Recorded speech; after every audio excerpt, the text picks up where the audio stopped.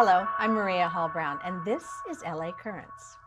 In June of 2021, the LA City Council voted unanimously yes to create a brand new department to serve the needs of young Angelenos here in Los Angeles. Today, I'm delighted to be joined by the director of the Youth Development Department, Lisa Salazar. So nice to have you here. Thank you, Maria. Thank you for the opportunity. It's very, very exciting. This whole brand new department specifically designed for Angelenos, basically 16 to 24. So how is this particular department set up? First of all, we are a lean and mean team of 8 individuals, dedicated civil servants, who, when I interviewed them, the first question I asked is, why do you want to work for this department? Oh. And their answers had to have passion for the vision of the department and to just truly help young people be successful with both their education and career goals. So we have a team of 8. We have 2 divisions, one that is concentrated on community engagement, and that's working with young people, their parents, our youth serving organizations, and the departments in the city that serve young people. And then our other division is an administrative team that is helping us with data, with strategic planning, with contracting, and the day-to-day kind of things you would expect from a department. So obviously, the fact that the City Council voted unanimously to create this department demonstrates there's a need. So, what were the needs that necessitated making this come to life in such a coherent way? Well, I would say one is that the city of Los Angeles was one of the only large cities in the country that did not have a department that was solely focused on young people. We have many departments that provide services to young people, but not one that was just solely focused on that. 2 is a very strong grassroots advocacy of young leaders here in Los Angeles.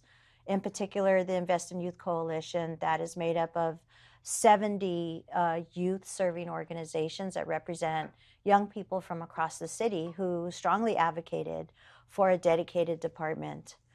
And then we do amazing work here in the city across 26 different departments that provide services to young people. But we don't have a strategic plan. We don't have a common vision for how youth development should be delivered utilizing city resources. So the combination of the grassroots advocacy, the desire to create a strategic plan, coupled with the report that Controller Galpin put out that basically said, we have over $180 million in investments of city funds serving young people across 26 different departments. We need a central body, whether it be a board, commission, or department, that coordinates all of these services and serves as the single central information center for young people and their parents to learn about opportunities and resources that are provided by the city. Yeah, coordination, cohesion is always one of the big things. If you can't find it, you can't use it. And if you can't use it, you're in trouble. So, but that, you are utilizing the opportunities that are available with, wonderful areas of Los Angeles that do have good programs in there. So where are the ties? Who are the people that you'll be working with and the different, who are you drawing from in terms of services, et cetera? Yeah, so, as we approach the summer months, the city does a great job of creating summer youth employment opportunities. So we'll be working with the Economic and Workforce Development Department, and they run the Hire LA's Youth campaign. So really, any young person who's interested in a summer job can connect there. But like you said, a lot of kids don't know about these resources. So that's part of what we'll be doing, is making sure that the word gets out, or be that one place where kids and parents can come to find out about opportunities like this. We'll be working with our Department of Recreation and Parks. They have tons of just different programs available all summer for young people. If they want to do sports, if they want to do cultural arts, if they want tutoring, if they want to utilize a computer lab. Our library system is another example. Our Department of Cultural Affairs like I said, there are 26 departments in the city that provide services to young people. The unfortunate thing, though, is that you have to be pretty savvy about navigating the city system to find those individual programs. So if you know to go to that department specific website and find that service, you'll find it. We need one place. We need to be able to direct the public to one place where they can find all of those services. So our website, coming soon, will link out to all of those various departments. So we'll try to make it simple for folks. So they go to our website and say, I'm interested in a summer job. I'm interested in a basketball team. I'm interested in a book club. We'll be able to link them out from that one website. I know that there was an immediacy to this based on the pandemic, that, there was sort of an observed, phenomenon that was happening that was, very detrimental to our young Angelenos. How did that play in, and what did everybody see that they needed to, do something pretty quick? Well, like you said, the pandemic had a devastating impact on our young people and their families. The level of trauma from a very personal level and the loss of life and dealing with grief, to the loss of economic stability, and for a lot of folks, even housing.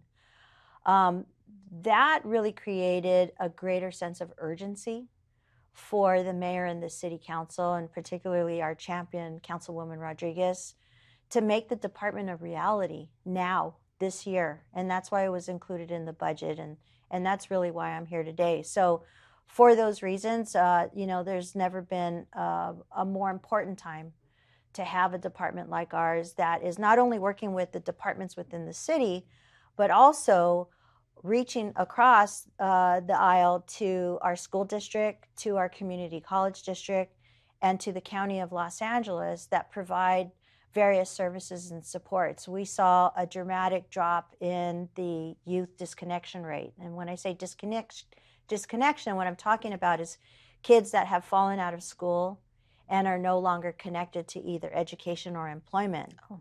Prior to the pandemic, we had already been doing a lot of work to reduce that from 100,000 young people in the city of Los Angeles down to 68,000. And I know those are astronomical numbers when you think about 16 to 24-year-olds who are not connected to education or employment.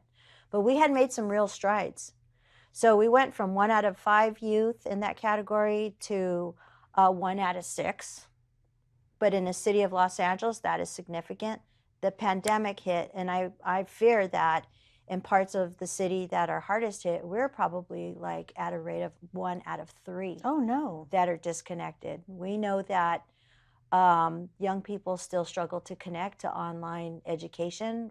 It's important that we get them back into school, not only for their education, but for their emotional well-being, being Sure. able to connect back. And, this past 7 months and starting up the department, I spent a lot of time just talking directly with young people, almost 500 at this point. And they're asking for educational support, they're asking for mental health support, and they're asking for jobs. So I hope that, the Youth Development Department will be able to better make those resources and services more accessible to the young people that need them the most. And that will obviously, all this information that you're garnering and all of these, very important participants in what you're learning, that will obviously form the foundation of your strategic plan. Now, when it comes to a strategic plan, is it one that will help guide the city in terms of what they should be doing to help its youth, or guide these different areas that you're working with, the departments within the departments, or will it guide your department in its growth and its impact? All of the above. Okay. All of the above. So we will be doing a very public-facing, high visibility, stakeholder involved strategic plan, because my team and I, we can sit down and write a strategic plan in no time. But if it doesn't have the input of the most critical stakeholders, then there won't be buy-in and it won't be real. So we will be engaging young people, their parents, our youth serving organizations, our departments, our local electeds, our partners, that I just mentioned with the county and the school district and the community college district, business, philanthropy, to really come up with a vision for young people in Los Angeles and help us as a city get those 26 departments kind of rowing in the same direction toward the same common goals, using a common set of metrics that we will be able to measure success and return on investment. So for all of the reasons that you mentioned are the reasons and what we hope to achieve with the strategic plan. And I would imagine as part of that, equanimity and distribution of these services, because that's one of the issues that Los Angeles has been really focusing on, making sure that there is a fair, equal, and robust spread of resources across this very divergent city. And that's where data analysis becomes very important. I think for too long, we allocate resources evenly across the city when we really need to be using data, not only our own data, but also data in collaboration with the school district, to really pinpoint the specific needs of young people and the challenges that they're facing, so that we can surgically connect the resources that the city has through Rec and Parks, through the library system, through our Communities and Family Development Department, to make sure that those young people and their families have the necessary support so that they can either stay on track to graduate from high school or get back on track. So data is going to be a very important part of this work. I do want to move on to some really cool things that the department is already doing, but I do want to ask about that very horrific statistic that you just gave me, the 1 to 5 that was improved to 1 to 6 and now is potentially 1 to 3. Is it because the connection of, you talked about the lack of internet access perhaps, or the difficulties of internet access in doing remote learning?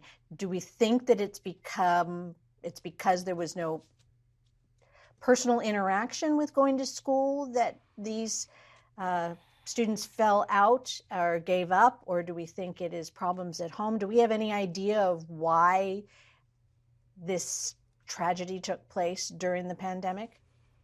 It's a very complex issue, and we really can't pinpoint it to one specific reason for any one youth. Every young person is different and different in how they process what's happening around them. Our young people are very resilient, but to put it in a positive light, I would say, an intervention or an activity that is funded by the city could be the game changer for a young person, depending on that young person. Sure. When I say that, I mean that for one young person, it might just be an arts program offered by Department of Cultural Affairs that keeps them connected and engaged. Or for another young person, it could be a very intensive set of case management services that address both the emotional wellness of the young person, the economic barriers that they're experiencing at home because perhaps of a job loss of a parent or their guardian, or grief. So it's there's a lot of different factors involved, but the shutdown and online school was a dramatic shift for all of us, and we're still struggled with that. I think that's probably one of the most contributing factors to the disconnection rate, coupled with all of those other issues. Oh, got it. It's very complex. Very complex, and catch them quick before they're totally lost, because it only takes one thing to really make a difference. So, yeah. Along those lines, in addition to these services that are being provided by the Youth Development Department, there is a renewal of a program in a new incarnation, of course, that is very, very exciting, the Youth Council. So the Youth Council is under the Youth Development Department, but the Youth Council is a chance for young Angelenos to literally participate in government. Yeah. How does this work? So the department, and I'm a part of it, and that is, being an individual as an administrator in my former role, designing programs for young people, without really talking to young people as much as I should have, and understanding their perspective about what's working and what's not working. So the Youth Council, and it's named after Olivia Mitchell, Yeah. who is a legend here in Los Angeles and one of my mentors, who actually started the first Youth Council to be situated in City Hall under Mayor Tom Bradley, and has graduated many leaders, such as, you know, Councilwoman Rodriguez and Councilman Koretz and former Councilman Tom LaBonge, and many others. This Youth Council will provide an advisory group to our department and to the city. They will work hand in hand with us to assess the services of our city departments, go deep on the policy issues that are of interest to them. And I'll tell you, from the applications that have come in so far, the policy areas that have risen to the top are education, mental health,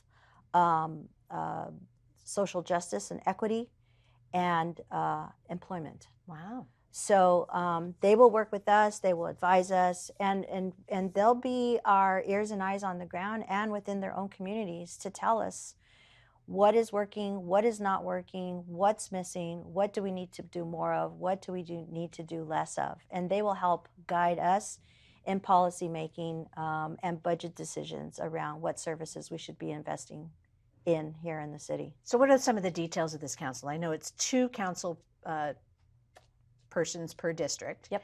But what are you looking for? What's the age Yeah. range? What is the interest level? Does it matter if they're in college or not? You know, No. what are some of the deets? Yeah. So we want this youth council to truly represent the young people of Los Angeles.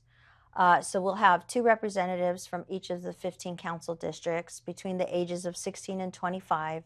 They have to be current residents of the city of LA. They can be high school students, they can be college students. They could be part of that population that has disengaged. So they don't have to be a student. Well, we will work with them to get them back to be into a school. student. Okay. But if they're currently disengaged, you know, we're not turning them away either. And the reason I say that is because we want to make sure that the council represents all walks of life of young Angelenos. So I know we're going to have our students who are participating on student councils, but I also want the students who have lived experience with food insecurity, housing, instability, or possibly homelessness, young people who have had a connection to the juvenile justice system, young people in foster care. I want to make sure that those 30 truly represent all Angelenos. So we're going to be really working to make sure that we have not only diversity in gender and race and ethnicity, but more importantly, diversity in perspective. And I think that's what that lived experience brings to the table. So we're really encouraging every young person who has an interest in making their communities better and improving the services that the city offers, and would like the opportunity to be at the table making policy and advising both the mayor and the city council. So yeah, we're very excited about this. What's their commitment? It's a 12-month commitment. Okay. At a minimum, we're going to ask them to come to 2 meetings a month. Okay. We're in this first year, we're going to ask them to help us with the strategic planning process. So there'll be a role for them as co-facilitators, and we're going to be training with them. We're working with our Department of Neighborhood Empowerment with Dunn, and piggybacking off of their Civic University curriculum. So we make sure that our youth council members are grounded in how city government works. 2 meetings a month, 12 months. We value their time and we respect them as experts, as young people and their perspectives. So we will also be compensating them for their time. Wow. So I want to make sure that young people don't have to make that hard decision between their part-time job that they have to help support their family and participating in this great opportunity to be a part of city government and decision making. So we are also compensating them for that. You mentioned, Olivia, and the council that existed under Mayor Tom Bradley. How similar, how different, and what was Olivia looking for at the time that might have changed now in 2022? I don't think much has changed. I think we're really continuing Olivia's legacy and her program structure, and that is around leadership development, professional development, and engaging local electeds in policy discussions and bringing that youth perspective to those conversations. So I don't think much has changed in terms of kind of the larger vision. And Olivia has actually been working with us hand in hand to develop the curriculum and the outreach materials, and she's just been very involved in every step in this process so far. So we're really lucky to have her. So this is a job that you have actually, you've sort of hand built for yourself, because your background, you've worked with the city for a long time, you've worked at the mayor's office, but you understand that whole arena of workforce development, et cetera. So how are you using what you have done in the past to feed into what we should be doing in the future? I worked 4 summers for the Community Development Department, which is the department we used to have, is now Economic Workforce Development Department. It was life-changing. It turned me on to public service, and it's just something I've just always been very passionate about. Bringing 20 years of youth workforce development to the table, I think gives me also a unique perspective in that I have a real understanding of how complex issues are. You might think that creating jobs for young people is like, okay, here's a job, here's a young person, put them in there, go. It's so much more complex than that. We can't expect young people to be successful in an environment that is unfamiliar to them. We know that it takes a whole lot of wraparound services and preparation and ongoing support to make sure that they are successful. We want this to be a good experience, not only for the young person, but also for the employer who we're partnering with. So bringing those relationships to this job with the community college district, with the school district, with the workforce community, with our city departments, I think is unique. I think what also has prepared me for this is 10 years that I spent in nonprofit. So for 10 years, I worked for a nonprofit youth employment program where I did direct case management in almost all of the city of Los Angeles. So I got to know individual communities, their families, and the differences in what young people from each of those different communities needed at that time, and understanding that there is no cookie cutter approach to helping young people or assisting them and their families with their success. I also understand from all of that time working directly in the field and then spending time with my former department is that the issues that face young people and our families right now are so complex that we can't program our way out of them. There is no program that will solve all of the problems and the barriers and challenges that they face. It's really a systems approach that will really uplift those families and help those young people be on the right track to graduate successfully, both college and career ready. So I think that is a unique perspective in understanding that it's just not one. It's not going to be just the youth development department or this one program. It's really this entire ecosystem here in the LA region that has to come together to support them. And as you were talking, I was thinking of the information that you're going to be able to feed back into Los Angeles at large to employers, because what young people may be looking for in a job might be completely different than what they think that someone is looking for. I mean, it goes both ways. I mean, you talk about what's happening on the inside and what's happening on the outside. So I imagine that this also might be a service to Los Angeles with outside the governmental arena to understand how. Yeah, I think there's a great opportunity here for us to really highlight the amazing talent that we have, the homegrown amazing talent of the young people here in Los Angeles. And the entrepreneurial spirit, I would imagine. The entrepreneurial spirit, the creativity, young people in Los Angeles are just so special in their experiences and this environment, and they have so much to bring to the table, and I hope that our department, along with all of our partners, can really elevate and connect those young people to industry, to folks outside of our region. I want not only our youth council members, but all young people, that wherever they go, because we're in this new kind of environment where you can live in Los Angeles, but work for a company across the country. Sure. I want them to have that reputation, like, oh, this is a young person from Los Angeles. We've got to have them. Right, right. And with the youth council, how exciting to have, a more seasoned government understand the needs of the future of Los Angeles as well. All right, so if somebody wants to find out about, the youth council and getting involved, or, how it's going to work, or whether they're eligible or whether they're interested, what's the easiest way for them to find out?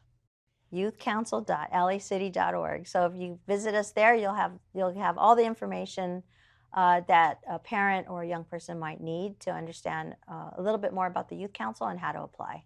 And you are going to learn so much that I'm just going to have to call you and ask you how to do things in the future, because I'm already getting buried as to, where to find things and why. I'm not keeping up fast enough, and you're going to be the expert in that realm. We will be. Yeah, all right. Well, it was delightful to talk with you, and I can't wait to hear about the future of the Youth Development Department. I'd love to come back, and thank you for the opportunity to come talk about the Youth Development Department. You've got it. Thank you so much. Thank you. And that's a wrap on this LA Currents.